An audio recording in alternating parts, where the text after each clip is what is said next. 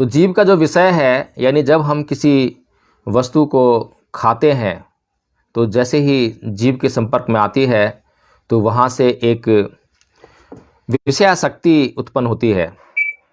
या तो वह जो वेदना जिसे कहते हैं, या तो वह अच्छी लगती है या वह बुरी लगती है।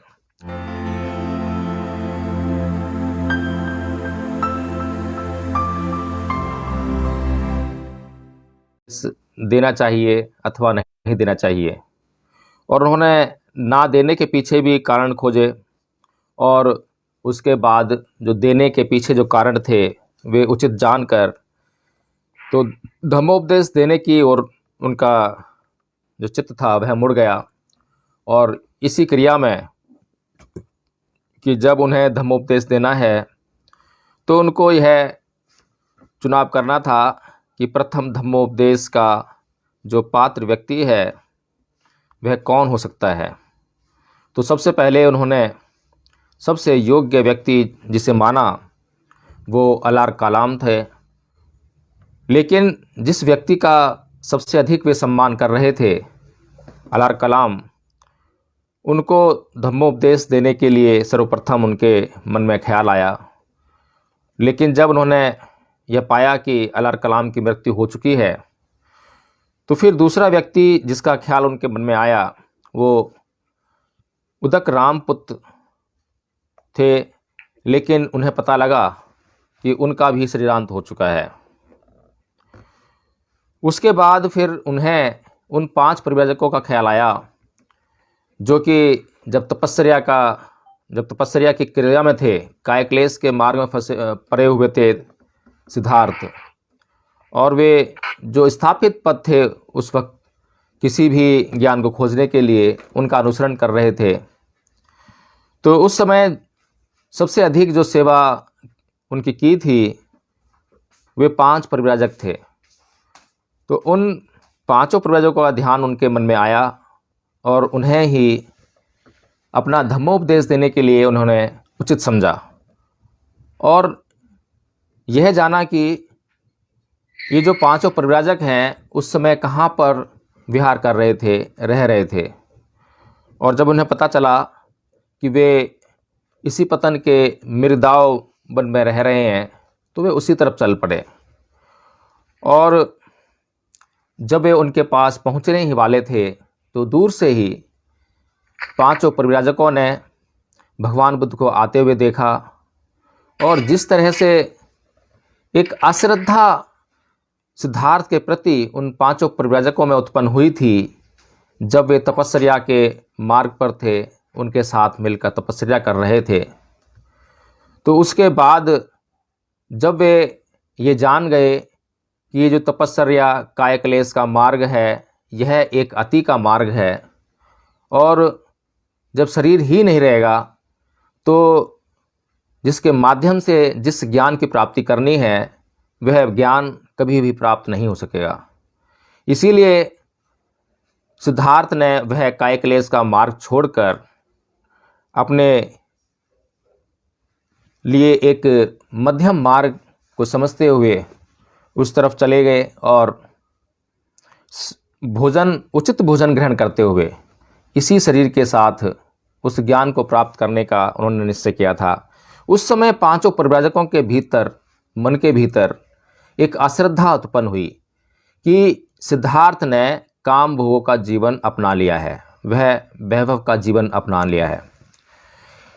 तो ये जो इस अश्रद्धा थी ये उनके मन में बनी हुई थी, और उसके बाद सिद्धार्थ के साथ में क्या घटनाएं घटी, उन्होंने ज्ञान प्राप्त किया या नहीं किया, इस बात से 5 परिव्राजक अनभिज्ञ थे। और जैसे उन्होंने दूर से सिद्धार्थ को आते हुए देखा, क्योंकि वे उस वक्त भी उनको सिद्धार्थ ही समझ रहे थे, उनको नहीं पता था कि सिद्धार्थ अब बुद्धत्व को प्राप्त कर चुके हैं और वे बुद्ध बन चुके हैं। तो उन्होंने 5 ने आपस में निर्णय किया कि कोई भी ना तो उनके लिए उनके सत्कार में खड़ा होगा, ना उनका चीबर पकड़ेगा, ना उनका पात्र पकड़ेगा। उन्होंने ये निर्णय किया कि एक आसन डाल दिया जाएगा जिस पर चाहें तो वह सिद्धार्थ बैठ जाएं और या ना बैठें। लेकिन बुद्ध का जो व्यक्तित्व था, उस व्यक्तित्व के प्रभाव के कारण ज्यों-ज्यों बुद्ध उन पांचों परिव्राजकों के समीप आने लगे, त्यों-त्यों जो संकल्प उन पांचों परिव्राजकों ने अश्रद्धा के अंतर्गत लिए थे, वे संकल्प टूटने लगे और उनके व्यक्तित्व से प्रभावित होकर उन्होंने, किसी ने उनका चीवर पकड़ा, किसी ने उनका पात्र थामा और किसी ने उनको आसन बैठने के लिए दिया और किसी ने उनके पैर धोने के लिए पानी लेकर आया। तो इस प्रकार से उनका जो है बहुत अच्छा स्वागत किया। लेकिन ये उनके व्यक्तित्व का प्रभाव था, लेकिन उनके व्यक्तित्व में ये सब जो परिवर्तन थे, ये किस प्रकार आए, वे अभी भी अनभिज्ञ थे। और उसके बाद उन्होंने भगवान बुद्ध से वह प्रश्न भी किए कि कायक्लेश का मार्ग छोड़ने के बाद उन्होंने क्या किया। तो भगवान बुद्ध उनसे, हालांकि इसमें यह वर्णित नहीं है कि भगवान बुद्ध को ये पांचों परिव्राजक आवुस कहकर पुकारते हैं, और जब आवुस कहकर पुकारते हैं तो भगवान बुद्ध रोकते हैं और कहते हैं कि आप जो हैं भगवान बुद्ध को आवुस ना कहें, उन्हें तथागत कहें। इस प्रकार उन्होंने फिर बताया कि किस प्रकार से उन पांचों परिव्राजकों को छोड़कर जब वे चले गए तो किस प्रकार से उन्होंने तपस्या का मार्ग छोड़ा, किस प्रकार से उन्होंने ये जाना कि दो अतियों का मार्ग है, एक पूरी तरह से काम भोग को भोगने का मार्ग है जिसमें यह कहा जाता है कि खाओ पियो ऐश करो, कल किसने देखा है, कल तो सबको मरना ही है। और दूसरी अति थी कायक्लेश की अति,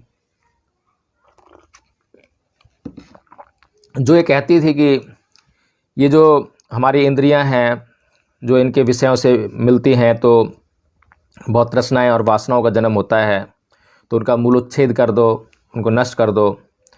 तो दोनों जो अतियां थीं उनके बीच का मार्ग उन्होंने खोजा और उन्होंने यह भी बताया कि हालांकि जो विषयासक्ति है, विषयासक्ति यानी कि जो हमारी इंद्रियां हैं, पहले भी हम डिस्कस कर चुके हैं, लेकिन ये बातें ऐसी हैं कि जिन्हें बार बार डिस्कशन किए जाने की बहुत आवश्यकता रहती है। जो हमारी 6 इंद्रियां हैं उनके अपने अपने विषय हैं, नाक, कान, जीभ, त्वचा, आँख, मन, इन सब के अपने अपने विषय हैं। जैसे जीभ का विषय जो है टेस्ट है, गंध है, और जैसे ही जीभ का टेस्ट है रस है, गंध जो है नाक का विषय है।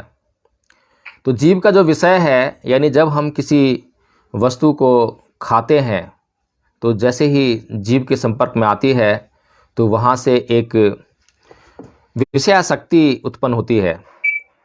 या तो वह जो वेदना जिसे कहते हैं, या तो वह अच्छी लगती है या वह बुरी लगती है।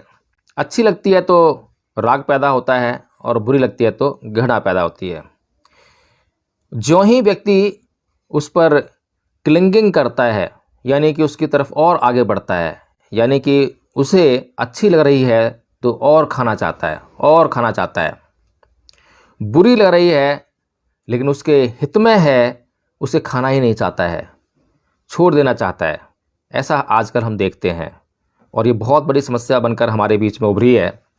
जिस तरह से हम बच्चों को देखते हैं कि उन्हें हरी सब्जियां बिल्कुल खाना पसंद नहीं है, जबकि हरी सब्जियां उनके स्वास्थ्य के लिए बहुत हितकर हैं।